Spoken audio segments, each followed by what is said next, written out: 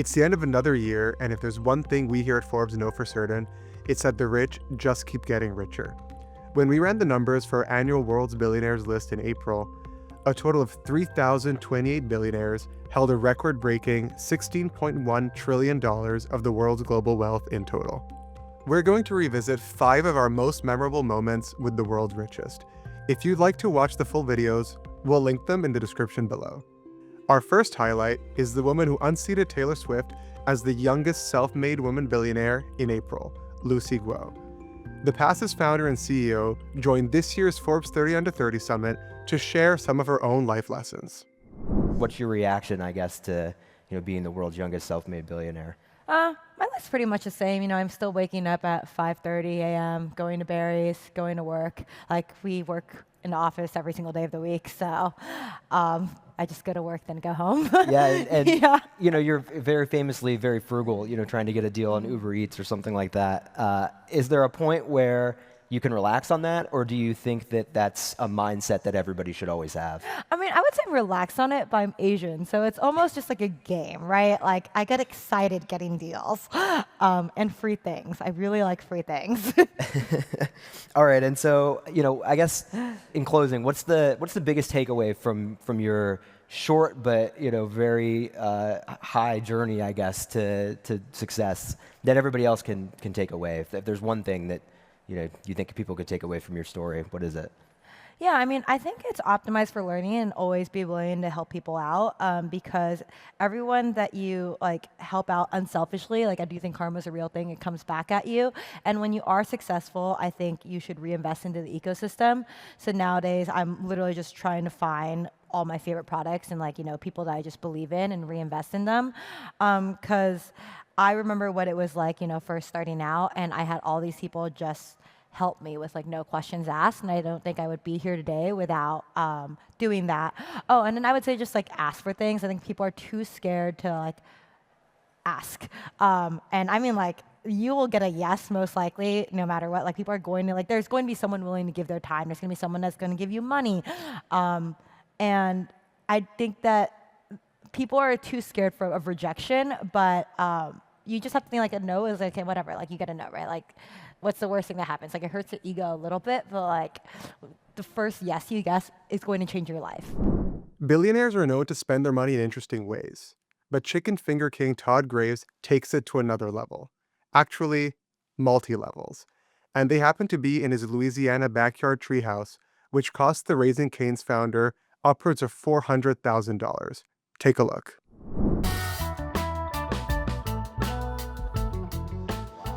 So this is That's a my treehouse. I had a treehouse growing up. This is a treehouse. Yeah. Yeah. This is too. So we did tree houses too as a kid, right? And so when I saw literally treehouse masters done, I'm like, man, I got to get them out to come do this Is great that how treehouse. it started? You saw the show? Was a fan of the show, right? Oh, wow. And so literally we came out, and Pete came out here for 6 hours, and we showed him all the yard. He saw the tree. He said, man, I know this tree will be the perfect place to put in a big tree house.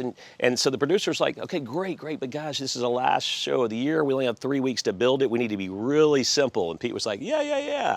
Producer left. He's like, what do you want, man? I'm like, man, I want to do an Ewok bridge going across. I want to do several levels. I want a bedroom. I want a hangout room. I want to do all these towers and fun stuff. And he was like, yeah. He's writing all this down and going. When we bought the house and the land, we saw this old structure here. This was actually done by an LSU professor. He was engineering, and he took old core samples from concrete parking lots, old parking lots broken up, old cypress trees that he built the side with, and then he literally put asbestos roofing on top of it, put a fireplace, and Pete loved it. He loved it. He loves history, right? So he said, I'm gonna do the pods for the treehouse in this same to respect the original builder of the area. So we can hang out here, have a fire, or go upstairs and watch the ball game. Would you like to see? Yeah, oh, absolutely. Come on, let me show you. Yeah. How about This it, huh? is spacious. Yeah. Classic room in here, huh? Yeah. Wow. This is This is a tree home. Tree home. Yeah, it really is. You know, Man. being kids, you know, it was like having your own tree house. And so literally wanted that same feeling right outside the backyard. But I wanted it to be Louisiana and, you know, encapsulate what we're special for. And so here we know we have great like cypress woods. So Pete went and got all this old cypress and remilled it to make this pattern on it and did it. He got this pine wood here from an old sewing factory. So it was old pine from like the old sewing. They put oil in and went on the floors, and he did that. He pulled this from Hurricane Katrina, salvaged from old houses, so repurposing woods and things like that. He was so into it. And it's like, well, you have to be hanging out, maybe drinking beers, watching the game with your friends. He's like, we got to put in a bathroom. I was like, you can do that? Yeah, it's a fully functioning bathroom in here. So that is fascinating. Look, man, it's like when you do so much work, and work comes down to, and business comes down to fundamentals and all these things, it's like it's fun to have things that are magical in the world. Like do a tree house, let it inspire you. I can come out here, I can think, clear my head. It makes me better at raising canes. When I opened my eyes and looked up, fireworks went off, the angels were singing, man, I'm like, Pete nailed this Louisiana look. Did they pay for it? You had to pay for it. You got to pay for it. You still have to pay for it? You So gotta pay for it. how much did you put into a tree? What's a tree home cost? I think back then this was years ago, right? In the inflationary period, it was probably like $350,000 or $400,000. Here's the fun part. And this is 12 years ago or so? Yeah, at least, right? And so the fun part about it is with canes, right? Then you get this marketing exposure, right? And he's like, the producer's like, hey, they won't be really tying the canes, but Pete loved canes. So he's eating canes on site, he's drinking, he goes to the original location. So people see it. They still run in reruns around the world. So people see it, they see the canes. So actually it turned out to be a great marketing return. You got some of your money back. Yeah. No, I would say we made a return on that original money. Okay. Yeah, it's all the things I do, with celebrities and different things, these investments that we make into things that literally the marketing return on is great. I'll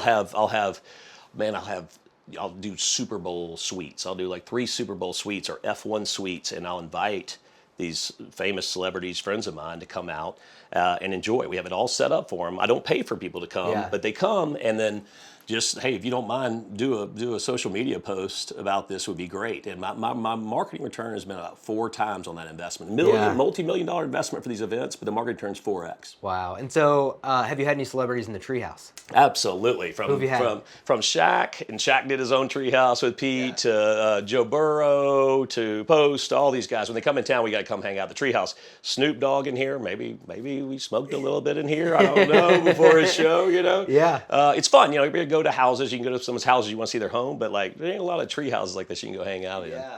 Big deck out here. Yeah, and I got a swinging bridge I want to take you across. Yeah. I saw the bridge. It's like Ewok style. Oh yeah. Let's see. Look at this, huh? Oh yeah. And look, you can put as many people on this thing as you want. He look at that. I said, is there a number limit, weight limit? He goes, you can put as many people as it can fit in this thing. Wow. That's how many people do you think you've ever had on this? A bunch, It's a little birthday parties, things like that. That's a lot of confidence. So, a young Todd Graves was running around the woods building tree houses, and all these years later, you have this. So, have you achieved all of your treehouse dreams? I'm blown away. I'm getting to live a dream, and I'm so proud of what I've been able to accomplish, but I've been so blessed. And I think what it really comes down to is I'm just grateful. I'm grateful for everything that I'm able to do. And because I'm grateful, that goes off of being grateful for my crew and my customers coming in to support us. And that's really what Cane's culture is all about. And I think you got to keep setting your dreams higher and higher, right? To keep going, keep growing, keep building, right? And so what we're able to give back now is small in comparison to what we can do in the future if we keep growing, right? So my dreams are just keep getting bigger and bigger, and that's going into a top 10 restaurant company in the United States, someday the world, and just keep going and just keep building and keep doing better things for people. I would imagine, pulling out of your house every day and seeing this treehouse probably keeps you dreaming. It keeps me dreaming, man. Life's just too interesting too. There's other things. Like look, I literally just won a bid on one of Napoleon's hats. Right, and so that's something cool, but I literally got it today before we went into this interview. And why? Because that's an iconic piece that's something like amazing that I'm gonna put in a museum that other people get to go enjoy, right? There's only like 20 or 30 of them on the planet, right? And he had like 200 or 300 of them down to that, so people get to go enjoy that. But that's interesting, right? Just a quick deal. Hey, if we get it for this price, it's worth it. I can donate it. Things like that keep you inspired, right? The world's not just work or mundane. It's amazing things like a treehouse. You know, you seem like you're definitely a collector. You know, some nice art, a nice watch. What are the things you look out for? You know, Napoleon's hat, Elvis's piano. What do you collect? I like things with great stories behind them, right? And so, Elvis's piano, I think Elvis's story was amazing. He was a shooting star. It wasn't meant to be here long on earth, but like his style and charisma and his unbelievable musical talent, and also using old music and a lot from this area of Louisiana, to me is an inspiration, right? And so I got Elvis's original pair of sunglasses, right? I have them right in my closet where I see them every day, right? It's like, that guy had style, the king, do things like that. Do you ever wear them? Amazing things. Yeah. I'll pull them out. They're like my actually favorite thing I've ever collected. I have fun things like Indiana Jones's jacket from the Raiders of the Lost Ark. Actually has the drag marks when he's getting pulled behind. But that to me was, here's this archaeologist adventurer, right? So it's taking that adventure, being able to see that object, and then like apply it to business, and that enthusiasm. And we're on an adventure, we're on this chicken finger adventure. Things like that, Star Wars, original 1977 Stormtrooper helmets. Abraham Lincoln, I got the gloves the night he was shot. We're gonna put that in museums, but those are like Abraham Lincoln, the best president of all times, kept our country together, things like that can inspire people. They inspire me, and then they get to inspire millions of other kids that are going to go through the museum and see that. Dinosaurs. I collect dinosaurs. I'm actually digging a dinosaur right now. How many dinosaurs do you have? I got several. They got and one's right down the road at the museum here, a nice big triceratops, but digging some pretty special dinosaurs. I got T-Rex heads, and the whole idea is to do something really cool like that, but then have other people enjoy it, right? Because when I was a kid, I saw dinosaurs in museums. I was like, wow, what that inspires kids, things like that keep people going. I got the world's biggest pumpkin this past Halloween. I got a pumpkin guy, and so they know I wanted the biggest. Of course you have a pumpkin guy, of course. There's a whole, don't we all? They got a whole community of them. We found them originally on chat rooms, but having that biggest pumpkin, we put it up in Calabasas. They have a big festival there, and all these people come out. But I got the world's best carvers to come carve this amazing pumpkin. It's just like 4 tons, whatever it was. It's a huge pumpkin. But that means kids can see that. Like the world can be special. You can learn to grow the world's biggest pumpkin. It's happening all around us. So if you have something incredible, you might be the guy. You might be interested in buying it. Yes. Wow. Put it up for sale. I'd love to look at it. Oh, who do we have here? Hey, Kane, come see, darling. Hey, this is the Kane.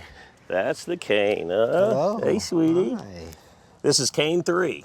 Kane the third. I named the restaurant after the original Raising Cane, and so we kept the mascot going all these years, and she's the third. And she's a perfect commercial dog. She'll sit, do commercials. We're at the Mannings tomorrow. She's gonna sit in the back seat of a car, going through the drive-thru. She's perfect. Wow, that's amazing. So Raising Cane, your dog was named Raising Cane. It's a very unusual name. What does it mean? And we were getting a new lab, and my younger sister didn't name it, and she wanted to name it Sugar Cane. Like sugar cane, sweet. And I was like, that's a good name. I was like, but how about Raising Cane? I was doing a little Raising Cane at that point. She goes, yeah, that's a good name. And it means sort of like like a ruckus, raising a ruckus? Yeah, having fun, man, Raising Cane. And so she agreed with it, just to keep it C-A-N-E, so Raising Cane. And look, I was gonna name the restaurant Sockeyes Chicken Fingers, because I was fishing for sockeye salmon. I thought it'd tell the story, and luckily a friend said, man, that name sucks. It's like, well, what should I name it? And Cane was always out at the construction area where I was refurbishing the first canes, and they said, you ought to name after your dog, Raising Canes. You call it Cane for short, it'd be basic Canes, and it stuck. Yeah, wow, there you go. Yeah. Do you think you'd be where you are today if you had Sockeyes chicken? Absolutely not. It might have been one location. Wow. So you have a lot to thank. Absolutely. A lot to thank Cane for. Come on, let's go. Good girl. All right. Come. Next up is a billionaire who turned a simple sporting goods store into a multi-billion-dollar company with a contrarian business strategy. Executive Chairman of Dick's Sporting Goods, Ed Stack. Betting on its own success, Dick's is now leasing abandoned department stores within suburban malls, turning them into experiential stores called Dick's House of Sport. These mega stores are in some cases nearly triple the size of a traditional 50,000 square foot location. We started this concept probably 8 years ago. And the idea was we were going to build what we characterize as the store of the future. The North Star that I put out there was we need to build the concept that will kill Dick's Sporting Goods. If somebody else opened this store across the street from the store we're in today, traditional store, we're out of business. We could not compete. And I think that's what we did. Dick's will have a couple of challenges that they'll need to overcome, and that reinforces the need for Dick's to make sure that they're staying relevant with the next product and taking care of these brands as their evolutions or as their product continues to evolve. Ed has now been with Dick's for nearly 60 years, but when asked about what he's most proud of, he'll tell you the answer stems from a promise he once made to his father. He'd been really sick. He had Alzheimer's. I went up to see him and sat down and talked with him, and he was kind of in and out of consciousness, but it was really getting close to the time. And the thing he was always concerned about was, would his business stand the test of time? It was still so important to him that this business stood the test of time, that the family was able to carry on his legacy. And I remember sitting with him that day, and I took his hand and I said, "Dad, if it's time to go, it's okay, you can go. There's really nothing more you can do. The business will be fine. I promise you, I will take care of this business." He couldn't really talk, but I talked with him a little bit about that. Then that night, he passed away. And the one thing I think I'm most happy about is that we've been able to fulfill that promise to him on his deathbed, that the business would continue to grow and survive, and hopefully for generations to come. Some of the world's wealthiest individuals are redirecting enormous fortunes to solve global issues. Leading that charge is Melinda French Gates, who has committed over $1 billion to a single essential goal: securing health and power for women and girls everywhere. And she spoke to this point during the 2025 Forbes Power Women Summit. You know, a woman can't do well in life if she's not healthy and well herself. And so, you know, a woman's trajectory in life, I believe, really starts with their health, to go on and get a good education, to continue their education, to get the paycheck they want, to raise the kids if they choose to be a mom, to participate in society, in government, in media, whatever they want to do, they have to be well. And yet we don't invest far enough money in women's health, and we're going to change that. Yay.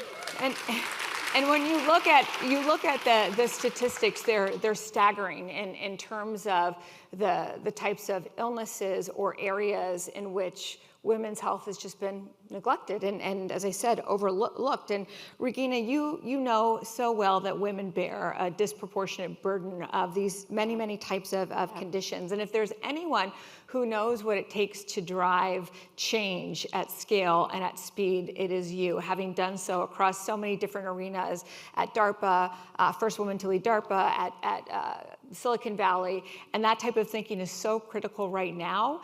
Can you share some more insights around how the scientific community has approached these issues, and what are the barriers that so need to be tackled at this moment in time? Yeah, well, for so long, the research community has treated women as if they're small men. Women are not small men. And to give you a sense of the gap that creates, 99% of the studies on the biology of aging do not include a model for menopause.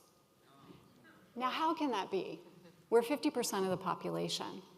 We know, everyone in this room knows, women experience health challenges differently, disproportionately, and uniquely. And there are a lot of statistics, but let me put some of them in context. So you woke up this morning, you lifted your head off the pillow, you brushed your teeth, you got here, you're gonna go through the day, have dinner, brush your teeth, hopefully, put your head back on the pillow. In that period of time, we will have lost 3,600 babies to stillbirth. In that same period of time, in the US alone, 960 women will have received blood transfusions because they were menstruating. And across the world, 18,000 more cases of Alzheimer's will have arisen, 12,000 of them for women, 2 out of every 3. Now, that's in one day we're talking about. These are not medical mysteries. These are problems that we have to solve. And what we have are not minor gaps in our knowledge. We have chasms in our knowledge that have been created and perpetuated by decades of underinvestment in research. So, as Melinda said, that's what we aim to change. It's not okay. We're going to change it. And I think so many of us have either lived or experienced those dynamics. And when you think of it on a global scale, it's staggering where the gaps remain, but also where the opportunity exists. I'm really excited to have both of you here today because you're partnering to address these really critical issues and to create innovative models to be able to drive that type of change that both of you said is so urgent and needed. So Melinda, can you share what you're announcing today? Sure. Between Regina's organization, Welcome Leap, and my organization, Pivotal Ventures, we're announcing $100 million to go towards women's health. Regina will explain to you the model because she has used this model before and it is working. And she's even used it in a couple of areas already of women's health. But in this particular area, we are going to go after cardiovascular disease, which affects women differently than men. And then we're also going to look at autoimmune diseases and we'll look at mental health. Billionaires and politics often go hand in hand. And billionaires like Citadel founder and CEO Ken Griffin are not the kind to hold back their opinions. During this year's Forbes Iconoclast Summit, Griffin gave his unfiltered take on Trump's Big Beautiful Bill. So speaking about the Big Beautiful Bill, Elon Musk just this week attacked Trump's bill, calling it a massive, outrageous, pork-filled congressional spending bill and a disgusting abomination. What do you make of this very public about-face, and what are your thoughts about the bill? Well, I mean, Elon's always interesting to read. He's never short on his choice of words, and he feels very strongly about the magnitude of the spending in the bill. And without having to get into the details of the bill, the United States' fiscal house is not in order. Right. You cannot run deficits of 6 or 7% at full employment after years of growth. That's just fiscally irresponsible. Mm-hmm. And the challenge is when will the American legislatures step up to the plate and focus on how do we put our fiscal house in order in America. You know, fortunately, there's enough private wealth, household wealth across our country to absorb this onslaught of government debt financing, but that won't last forever. Mm-hmm. There will come a time we have to have our fiscal house in order. I think early calculations have it as this bill will add another $2.4 trillion to the deficit, correct? So the bill will unquestionably add several $1 trillion. I think we're too much in the give and take and a little bit of mathematical magic happening to really know how this will score in the end. Are there components of the bill, though, that you think could work, that are good for America? So, I mean, obviously, large piece of legislation. There's a lot of very interesting concepts in the legislation. The challenge with the legislation is there's not enough tough decisions. There's not enough decisions around how we're going to put our fiscal house in order. You know, if we look, for example, at the continued reduction in tax rates for small and medium enterprise businesses, I'm not sure what we're going to achieve with that. That wasn't on the items of things that people were concerned about. They addressed this the first time around. So there's a lot of question marks in the bill as to why we're continuing to increase our tax cuts when we have a fiscal deficit of this magnitude. 2025 was a year that saw wealth reach new historic heights. Whether through the explosion of AI or major commitments to philanthropy, the influence of the world's billionaires has never been greater.